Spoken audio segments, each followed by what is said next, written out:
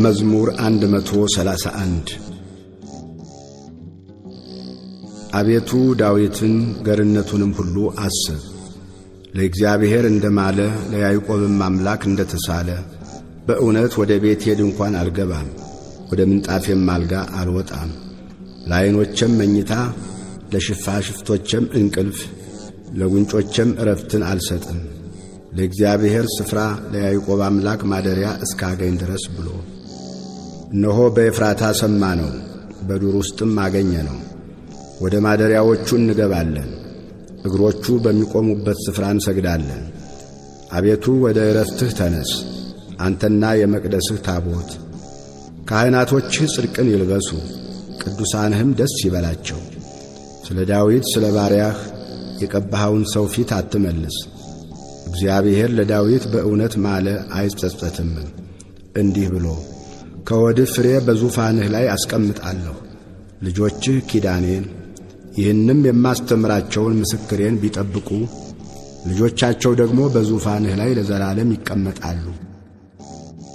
እግዚአብሔር ጽዮንን መርጧታልና ማደሪያውም ተሆነው ዘንድ ወዷታልና እንዲህ ብሎ ይህች ለዘላለም ማረፊያዬ ናት፣ መርጫታለሁና በዚች አድራለሁ።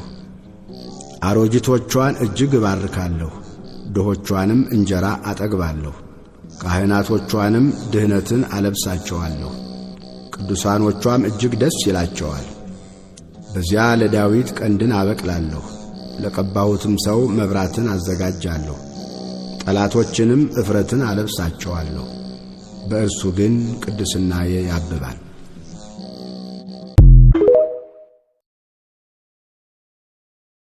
የኢራን አብዮታዊ ጥበቃ የቁድስ ኃይል መሪ የነበሩት ቃሲም ሱሌማኒ ከተገደሉ ከ5 ዓመታት በኋላ ኢራን በአንድ ወቅት በመካከለኛው ምስራቅ የነበራት የኃይል ተጽዕኖ በእጅጉ መዳከሙን ትንታኔዎች ያመላክታሉ።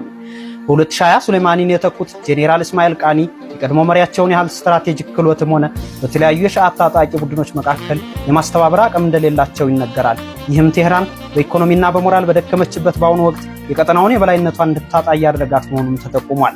በሊባኖስ የሂዝቦላ መሪ ሐሰን ነስረላ መገደልን ተከትሎ ቡድኑ በሀገሪቱ ላይ የነበረውን ቁጥጥር በእጅጉ ቀንሷል።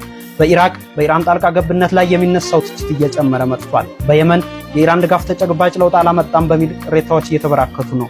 ለኢራን ስትራቴጂካዊ ውድቀት ትልቁ መንስኤ የሆነው በሰኔ 2025 በሀገሪቱ የኒኩሌር ተቋማት ላይ የደረሰው ጥቃት መሆኑ ይገመታል። በናታንዝ፣ ፎርዶና ራክ የሚገኙት ቁልፍ የኒኩሌር ማበልጸጊያ ተቋማት በእስራኤልና አሜሪካ የተቀናጀ የአየር ድብደባ ሙሉ በሙሉ መውደማቸው የኢራን የኒኩሌር ህም መሰረቱን አናግቷል።